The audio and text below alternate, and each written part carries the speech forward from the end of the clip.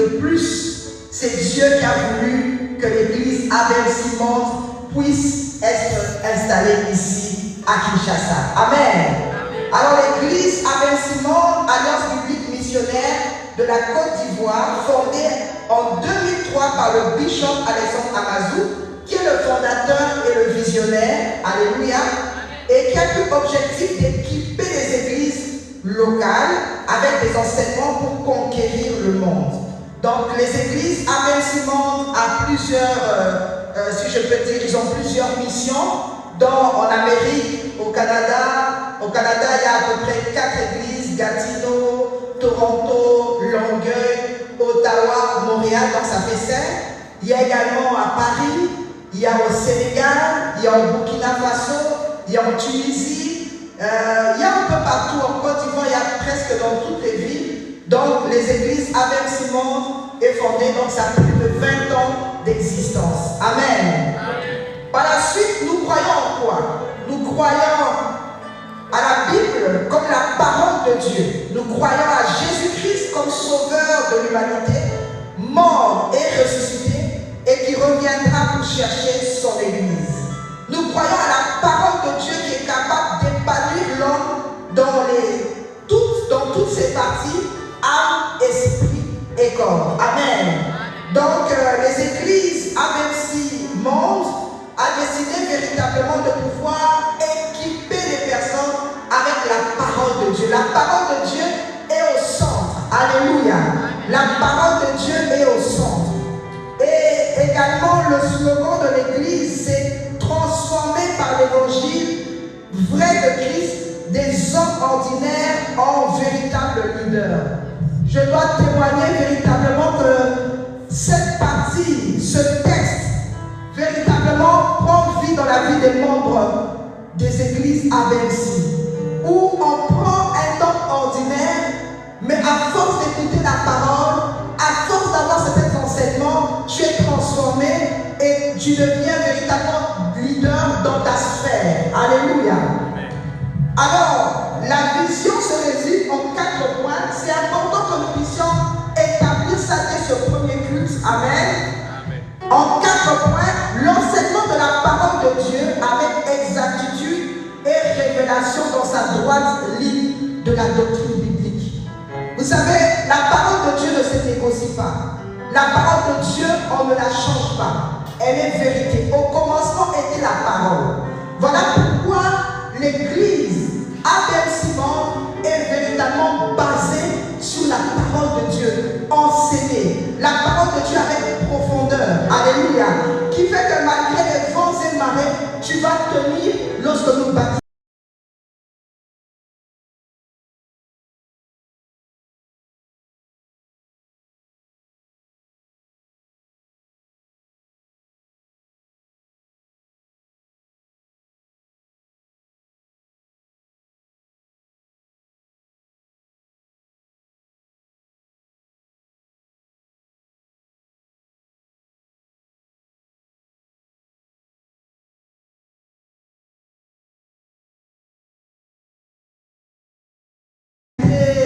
Justement, il a invité déjà des orateurs ici que nous connaissons. Je ne vais pas trop citer leur nom, mais ils ont déjà été, si je peux dire, en Côte d'Ivoire. Donc, l'église Abel-Simon et notre visionnaire, le bishop Alexandre Amazou, est très, très attaché à la RDC et nous sommes dans la joie qu'ils soient vraiment présents au niveau de Kinshasa. Amen. Est-ce qu'on peut acclamer? Alléluia. Et par la grâce de Dieu, nous savons qu'en cette année même, par la grâce de Dieu, le visionnaire, le bishop Alexandre Amazou, pourra être des nôtres ici. Amen. Et vraiment, il a hâte d'être des nôtres. Alors, on va écouter la parole de Dieu. Je sais que le Seigneur va nous parler encore aujourd'hui. Alors, j'aimerais tout simplement nous demander un exercice. Alléluia. Un exercice qu'on va faire ensemble en toute humilité. Si c'est possible que nous puissions nous mettre ici, afin que nous puissions recevoir la parole. Si nous pouvons nous déplacer, nous mettre ici, devant, en face, pour que nous puissions suivre et écouter la parole. Amen. C'est l'exercice que nous vous demandons. demandant. On va demander aux personnes également de pouvoir placer les personnes qui sont là. Voilà, juste les deux rangées ici. On va se placer là. Merci, oui, merci, merci. Si on peut se placer là, que Dieu nous bénisse, que Dieu nous bénisse, que Dieu nous bénisse. Amen, que Dieu nous bénisse. Alléluia, alléluia. Que Dieu nous bénisse. Nous pouvons être ici, donc les personnes qui sont là, même les personnes des hôtesses, on va maintenant prendre le soin de pouvoir écouter la parole. Alors, je vais pouvoir présenter l'orateur de ce jour. D'abord, j'aimerais quand même qu'on acclame pour le pasteur Shadrach. Est-ce que quelqu'un peut acclamer le Seigneur pour sa vie? Alléluia! Est-ce qu'on peut bien acclamer le Seigneur pour sa vie? Alléluia! Que Dieu te bénisse pour l'excellent travail, pour le fardeau, pour la soif. Et véritablement, on voit cette détermination que tu as pour servir le Seigneur. Que Dieu te lève, que Dieu t'emmène encore loin, que tu puisses faire des exploits au nom de Jésus. Amen. Alors, justement, donc, je vais passer la parole. Donc, Pasteur Shadrach, tu veux venir alors? Comme ça, tu vas pouvoir présenter l'orateur. On entend le Seigneur, Pasteur d'ABLCI Canada. Aujourd'hui, c'est lui qui va nous prêcher, c'est le pasteur Fulgence. C'est un groupe, un pasteur du Canada. Ils sont ici pour un moment. Et le Seigneur, avec grâce, c'est à travers sa bouche que le Seigneur va utiliser. Pendant que le pasteur Fulgence s'avance ici, est-ce qu'on peut se tenir debout? Et la parole et honore aussi son serviteur. Acclamons Jésus pour la parole. Que Dieu soit béni. Nous rendons gloire au Seigneur qui a permis à ce que ce matin, nous puissions nous retrouver en ces lieux. De l'entrée que j'ai, j'aimerais vous présenter, s'il faudrait parler ainsi, les salutations de la part du Bishop, notre Père, Bishop Alexandre Amazou. Est-ce que nous pouvons acclamer pour cet homme de Dieu? Je parlais avec lui, il regarde la nuit et le matin, il est en Turquie, il animait un séminaire là-bas. Et il m'a dit de vous passer ces salutations les plus chaleureuses. Si vous êtes très content de le recevoir, acclamons bien pour notre Seigneur. Et il m'a promis, je pense qu'il a aussi transmis à d'autres pasteurs, il a dit qu'il sera avec nous avant la fin de cette année. Il m'a donné la période, mais je préfère ne pas vous le dire. Mais du moins, il sera avec nous avant la fin de cette année. Et la personne qui vous a parlé de la vision de Abercy Montréal, Abercy, je suis habitué avec Abercy Montréal, de Abercy Monde, c'est pasteur Marie Kamunga Kazali, ma femme. Et Dieu nous a donné la responsabilité de diriger la mission de Abercy à Montréal. Mais Dieu, dans sa volonté, a voulu à ce que je sois avec vous pour un temps. Et nous allons travailler avec Pasteur Shadrach. Et jusqu'à ce que le Père dira, ok, maintenant, là, je pourrais me déplacer. C'est ce que je vais vous dire. Comme on nous a dit, est-ce que nous pouvons acclamer pour le Pasteur Shadrach? Pour le travail qu'ils sont en train de faire. Vous savez, j'ai été battu par la courage. J'ai été ébloui. Est-ce que nous pouvons acclamer pour notre courage? Mais vous n'acclamez pas pourquoi? Merci pour notre service de protocole. Vous êtes magnifiques. Et à vous tous qui êtes là ce matin, laissez le bon Dieu puisse vous bénir. Nous reprenons nos places en acclamant pour le Seigneur. Que Que Dieu soit béni. Rapidement, nous allons partager la parole de Dieu. Et je vous demanderai après le culte, à la fin du culte, ne soyez pas pressés. Nous allons prendre des photos en famille. Vous savez, à Bercy, c'est comme une maison qui a plusieurs chambres, comme Pasteur Marie l'a dit. Nous avons des églises partout dans le monde, partout. J'ai eu la chance de visiter d'autres pays que je ne pensais jamais visiter, d'autres villes, seulement à cause de la Bercy. Et quand nous prenons des photos pareilles, quand vous allez vous retrouver un jour à Dubaï, vous dites à Pasteur Carole, vous dites je suis de Bercy et va vous recevoir. Amen. Si vous vous retrouvez aux États-Unis, on va vous recevoir. Si vous vous retrouvez en France, on va vous recevoir. Parce que nous sommes une famille, nous habitons tous la maison appelée Bercy, mais il y a plusieurs chambres qui sont ces missions. Sans pour autant tarder, nous allons partager la parole de Dieu ce matin. Et j'avais dit à Pasteur Shadrach, quand il me restera 10 minutes, je vais faire 6. L'une des visions et des principes de Bercy, c'est que nous gardons les temps. Amen. Nous gardons les temps. On peut dépasser les 5, mais pas les 30 minutes. Mon livre, aussi, ça clique à 17 heures. Non, nous, ça ne marche pas comme ça. L'esprit de Dieu est un esprit d'ordre. Amen. Nous allons lire dans le livre de Marc, chapitre 10. Si nous pouvons nous tenir debout. C'est là qui ont une Bible comme moi, le papier imprimé, et c'est là qui ont une Bible dans leur téléphone. Nous allons tous lire dans Marc 10, à partir du verset 46 jusqu'au verset 53. Est-ce que s'il y a un micro, on peut passer le micro au Pasteur Marie, s'il y en a qui puissent faire la lecture pour nous. Et je profite de ce temps pour accueillir un ami de très longue date. Nous sommes connus à l'Afrique du Sud à l'époque, on a travaillé ensemble. Il est parti en France, en Suisse, plusieurs pays, et Dieu a permis à ce qu'on se voit ici. Est-ce que nous pouvons acclamer pour le serviteur de Dieu? Est-ce qu'on peut acclamer pour lui? Quand je bénis Dieu pour lui. Merci pour votre présence. Est-ce qu'on peut nous lire Marc 10, 46 à 53?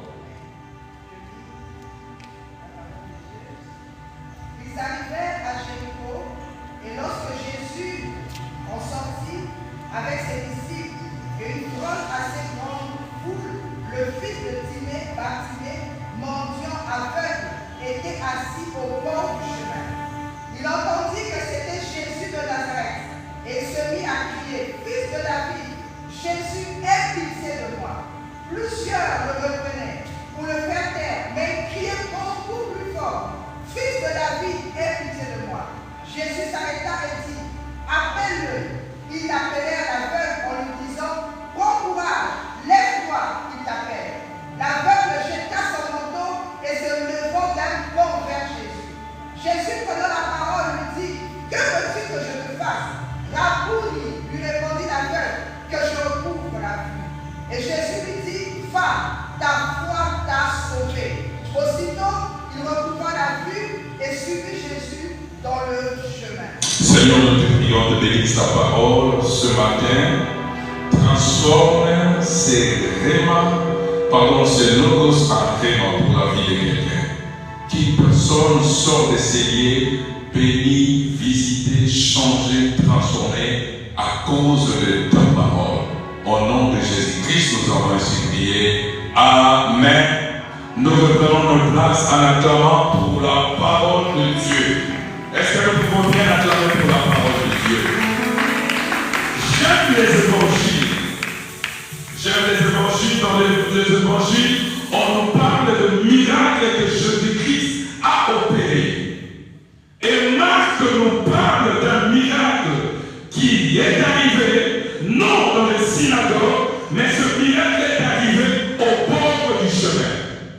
Jésus-Christ a opéré plusieurs miracles. Il y a le miracle qu'il a opéré dans la maison des gens, il y a le miracle qu'il a opéré dans le synagogue, mais il y a aussi le miracle qu'il a opéré en dehors de synagogue. Le Dieu que je veux vous prêcher ce matin, ce n'est pas seulement un Dieu qui vous visite quand vous êtes à l'église, mais c'est le Dieu qui est capable de vous visiter même dans votre chambre à coucher. Peu importe l'endroit où vous êtes,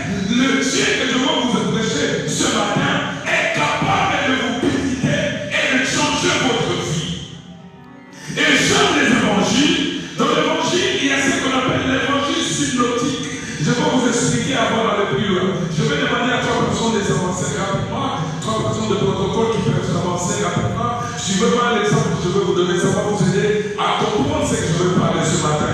Je fais de 3 personnes, mettez-vous devant et regardez les gens. Nous avons notre 3 génissaires bien habillés. Et si vous demandez à chacune d'elles, qu'est-ce qui se passe aujourd'hui à l'église? Peut-être la première sœur va vous dire, nous étions au nombre de 35, on nous a présenté le pasteur Marie qui vient du Canada, c'est le pasteur Jean-Pierre qui a dirigé le culte.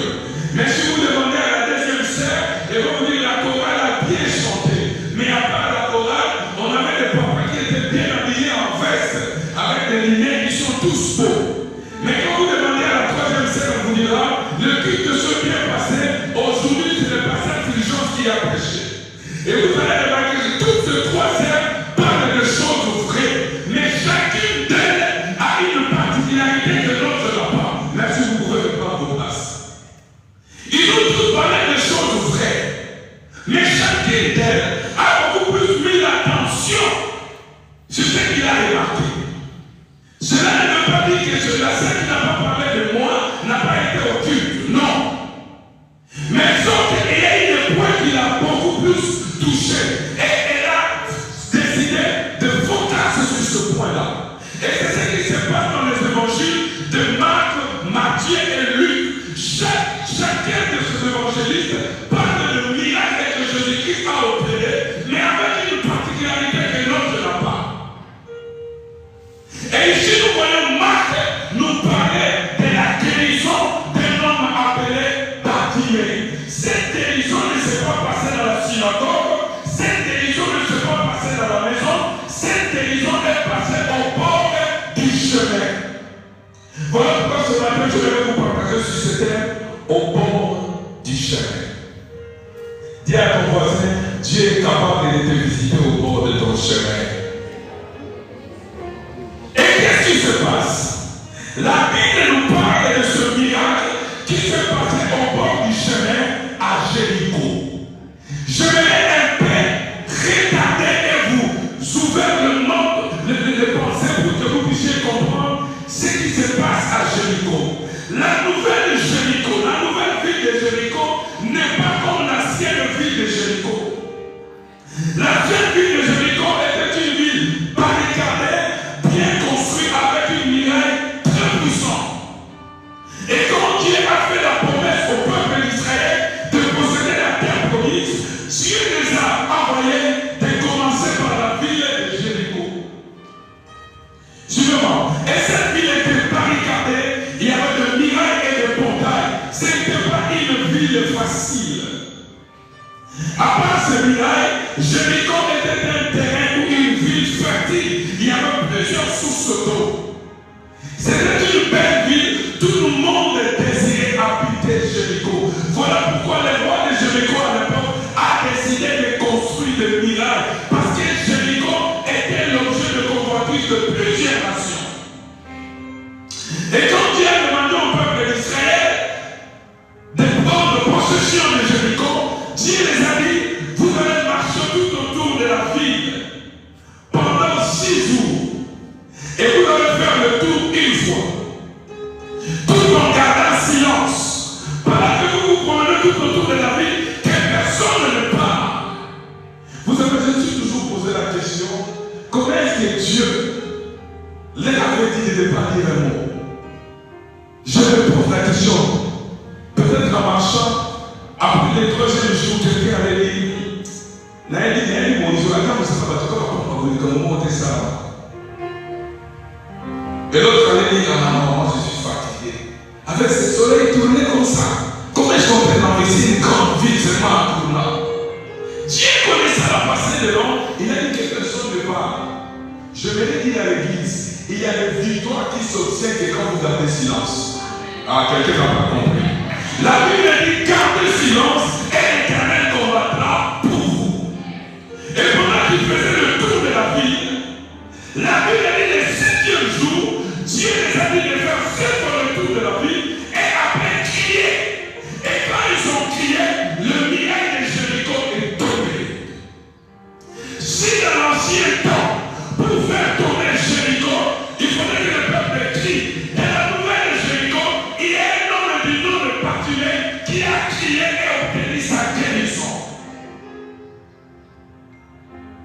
La Bible dit, Christ, pendant ces derniers moments sur la terre, alors qu'il marchait pour aller à Golgotha, à Calvaire, et par sa compassion, il a décidé de changer la vie d'un homme. Et cet homme était Bartimée. La Bible dit que Bartimée était au bord du chemin. Bartimée n'était pas au milieu du chemin. Bartimée était au bord du chemin. Et si vous me parlez du chemin de Jéricho, vous allez voir que ce chemin de Jéricho a une mauvaise réputation. La Bible nous parle de l'histoire de bon samaritain. La Bible dit qu'un homme quittait Jérusalem pour Jéricho. Et pendant qu'il quittait Jérusalem pour Jéricho, il a rencontré des brigands. Il a rencontré des Koulouna. En Côte d'Ivoire, on les appelle les j'ai oublié, il y a un nom particulier qu'on les appelle. Si ça veut dire, vous les dire. Il y a un nom qu'on appelle ces gens-là. Ils sont partout. Les Congolais, c'est peut-être non, il y a les couleurs. Les couleurs sont partout. On appelle les micros. Voilà les noms.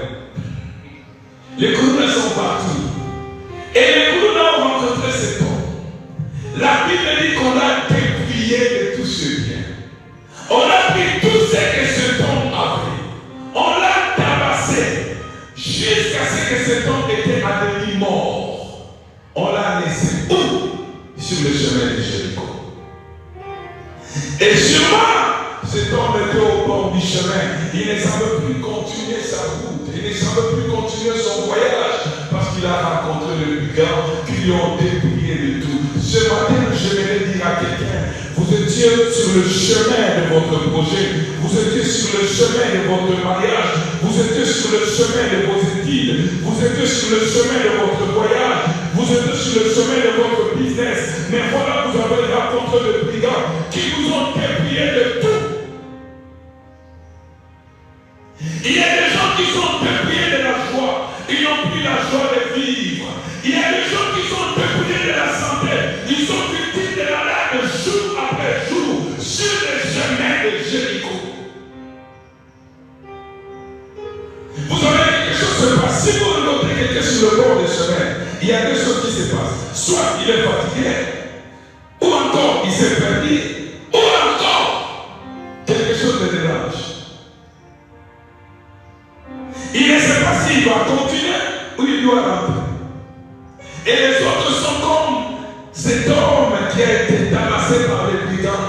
Ils sont à demi-morts. Ils viennent à l'église, ils chantent alléluia, bien habillés. Mais à l'intérieur d'eux, les brigands l'ont détruit. La Bible dit, les voleurs ne viennent que pour dérober, égorger et détruire. C'est ça le travail des brigands. Et les brigands vous entendent sur le chemin de Jéricho. Et Bartimée a été visité aussi par le brigand. Et le brigand qui a visité Bartimée, c'est l'aveuglement. Bartimée signifie le fils de l'honorable.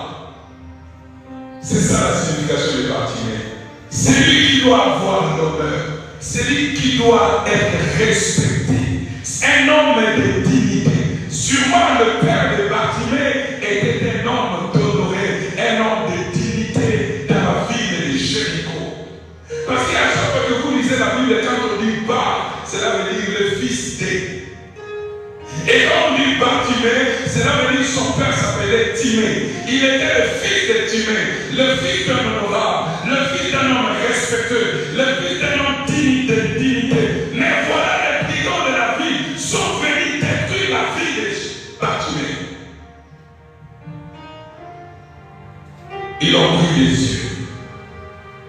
Celui qui ne veut être honoré devient un mendiant. Vous savez, nous avons notre Père, Dieu. Et vous verrez dans Jean Jésus-Christ, il dit, Père, je t'ai pris là où je suis, qu'il soit aussi avec moi, pour que le monde sache que c'est moi, c'est toi qui m'as appelé. Nous devons avoir une vie d'honneur, nous devons avoir une vie de dignité, mais nous voilà, les brigands de la vie nous a détruits, comme Bartimée. Lui qui devait être respecté, il devient un mendiant. Lui qui devait être honoré, il devient quelqu'un sur qui les gens ne portent pas même considération et honneur. Bartimée. La Bible dit tel qu'il est, tel nous sommes dans le monde. Mais est-ce que nous reflétons la gloire de notre Père? Est-ce que quand les gens nous voient, nous reflétons l'œuvre de la croix? Est-ce que quand les gens nous considèrent, nous reflétons l'œuvre de celui qui nous a appelés? Pourquoi? C'est parce que les brigands sont venus et ils nous ont détruits. Et nous voilà au bord du chemin. Je ne sais pas si je parle à qui ce matin. Quelqu'un se trouve au bord du chemin, il ne sait plus quoi faire. Débrouiller de la joie, débrouiller de paix, débrouiller de ses finances, débrouiller de sa santé. Vous ne savez pas si vous devez continuer la route ou vous devez rentrer.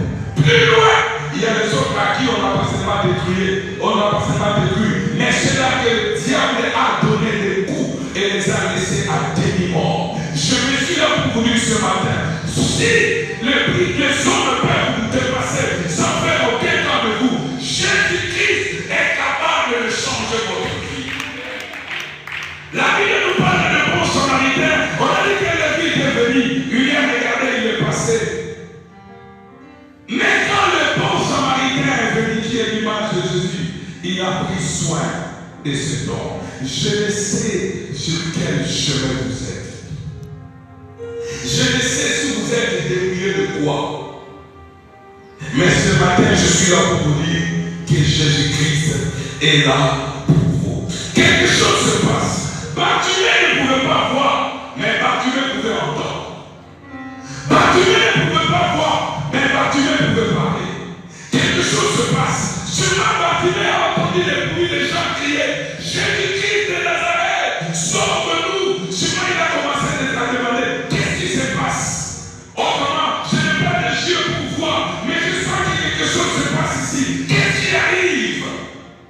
Oh, je me mets à la place de Bartimée. Il ne sait pas si celui à qui les gens s'adressaient, les cris se trouvaient à gauche ou à droite, mais il essayait d'aller partout pour demander tout ça aux gens. Dites-moi, je ne suis pas comme vous. Qu'est-ce qui se passe ici? Les gens lui disent, il y a un homme qui passe. Son nom s'appelle Jésus-Christ de Nazareth. Écoutez-moi quelque chose. Bartimée a compris que celui qui passait sur Jésus n'était pas un homme politique, pour la politique. Ce n'était pas une star de Hollywood. Il a compris que celui qui passait sur le chemin de Jéricho était capable de transformer sa vie. Je vais dire à quelqu'un ce matin, vous n'êtes pas venu ici pour un homme, vous êtes venu ici à cause de Jésus-Christ. Celui-là est capable de transformer votre vie et de changer votre situation. Bartimée, après avoir eu cette information, il a fait quelque chose. Il a commencé à crier Jésus-Christ, fils de David. La foule crie Jésus-Christ de Nazareth. Bartimée crie Jésus-Christ, fils de David. Vous allez témoigner cela avec moi. Si vous appelez Makeno ou Madono, vous passez quelque part, vous attendez quelqu'un vous appeler, c'est non que vous appelez à l'école de primaire. Les sobriquets là que vous avez donné, Makeno, même si vous êtes présent dans le public, vous allez vous arrêter. Vous dites, celui qui m'appelle là me connaît. Je ne sais pas si quelqu'un comprend. Parce qu'il y avait la foule. Les gens criaient de gauche à droite. Jésus-Christ de Nazareth, sauve-nous. Les autres criaient Hosanna, viens à notre secours. Il y avait une multitude que Jésus traînait derrière lui. Mais qu'est-ce qu'il y avait que quand Bartimée a crié, Christ a entendu sa voix? C'est parce que Bartimée avait la révélation que d'autres personnes n'avaient pas. Bartimée connaissait Christ dans une autre dimension. Quand les autres parlaient de Jésus-Christ de Nazareth, lui parlait de Jésus-Christ, fils de David. Celui qui devait régner sur Israël, celui qui avait les Shiloh, celui qui devait s'asseoir sur le trône de Dieu. Bartimée avait cette révélation.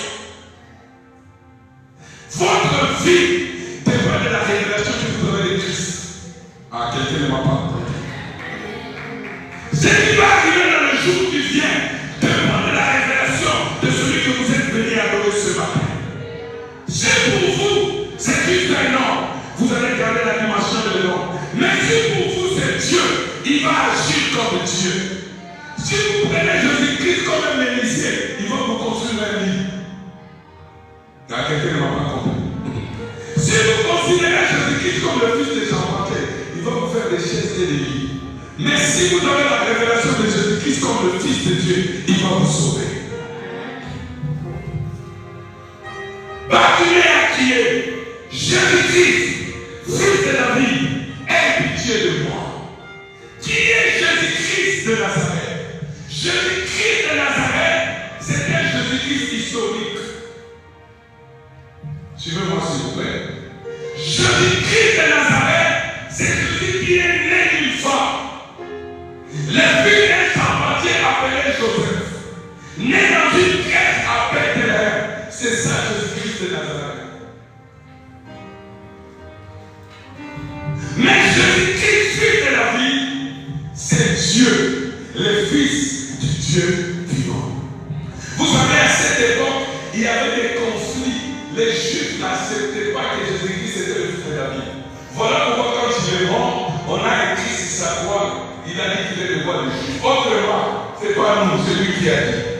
Il doutait de la royauté de Jésus-Christ, qu'il était la descendance de David, qui devait s'asseoir sur le trône. Voilà pourquoi il appelait fils de Nazareth, Jésus-Christ de Nazareth. Nous connaissons ce frère, nous connaissons sa mère et son père qui est charpentier. Mais comme Bartimée avait la révélation que celui sur qui il s'adressait sa prière était le fils de David, celui qui devait s'asseoir sur le trône d'Israël. Qui est Jésus-Christ, fils de David? Jésus-Christ, fils de David, c'est 100% homme et 100% Dieu. C'est ça Jésus-Christ, fils de David. Si Mahomet était un homme, né d'une femme, il est mort et il ne peut ressusciter. Si Bouddha était né d'un homme, d'une femme, mort et il ne peut pas ressusciter. Jésus-Christ, fils de David, a été conçu par la puissance de Dieu, mort, ressuscité le troisième jour et assis à la droite du Père. Jésus-Christ, fils de David. Il était un homme, il était fatigué, mais Dieu, pour nous fortifier et nous donner la force. Il était un Dieu puissant, né d'une femme, est un homme, mais comme Dieu, il est mort à la croix pour cette femme qui lui a donné naissance. Ah, quelqu'un ne comprend pas ce que je dis. Jésus-Christ, fils de David. Un homme qui peut avoir soif, mais Dieu qui a dit, venez à moi vous tous qui êtes chargés et fatigués, et je vous donnerai du repos. Il dit au dernier jour dans le livre de Jean, le jour de la fête du tabernacle, la Bible dit au dernier jour, il a dit, vous tous qui avez fait soif, venez à moi, car je vous donnerai de l'eau, et une source d'eau vive autour des rangs de vos seins. Jésus-Christ, fils de David, alors que la femme samaritaine s'est approchée du puits pour ouvrir une conversation à la femme, il dit, la femme, est-ce que tu peux me donner de l'eau? La femme a dit, qui es-tu? Il n'y a pas de relation entre nous et toi. Il dit à la femme, écoute, toi tu viens ici pour chercher de l'eau, mais de l'eau que moi je te donnerai, plus jamais tu viendras sur ce puits, car c'est l'eau pour la main de ton père. Jésus-Christ, fils de David. Oh, mais Dieu, Jésus-Christ, fils de David, avait besoin de pain, il avait besoin de la nourriture, mais comme Dieu, il est le pain qui est descendu du ciel. Il dit aux Juifs, vos parents ont mangé de la manne et ils sont morts. Mais celui qui va manger mon corps et mon sang vivra éternellement. Jésus-Christ, fils de David. Est-ce que quelqu'un comprend ce que je dis? Jésus-Christ, fils de David, comme homme, il peut dormir parce qu'il est fatigué après un long voyage. Mais comme fils de Dieu, il peut se réveiller, frapper son oreille et commander au vent et à la tempête de stopper. Et cela arrive. Pourquoi? Parce qu'il est Jésus-Christ, fils de David.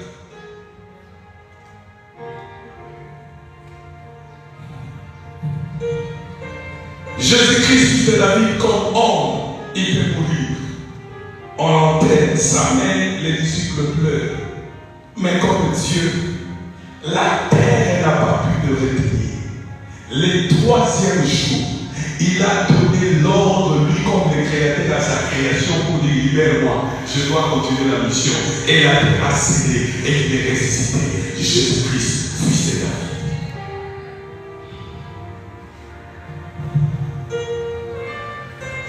Et quand Bartimée a crié, Jésus-Christ, fils de David, Jésus-Christ est arrêté. Il y avait plusieurs personnes qui criaient, des milliers de personnes qui criaient.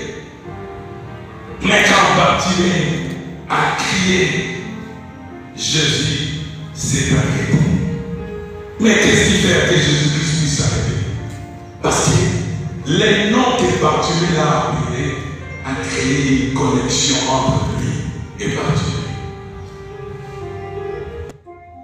Ça a créé une connexion. Jésus-Christ, fils de David. Jésus-Christ, homme. La Bible dit que nous avons un souverain sacrificateur qui a compati à nos faiblesses. Il s'est fait homme.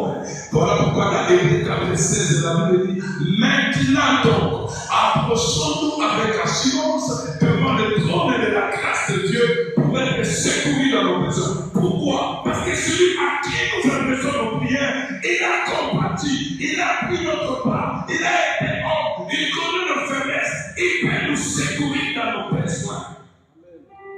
Jésus-Christ, fils de David. Bartimée a crié. Écoutez-moi, quand Bartimée a crié, il y a eu des réactions.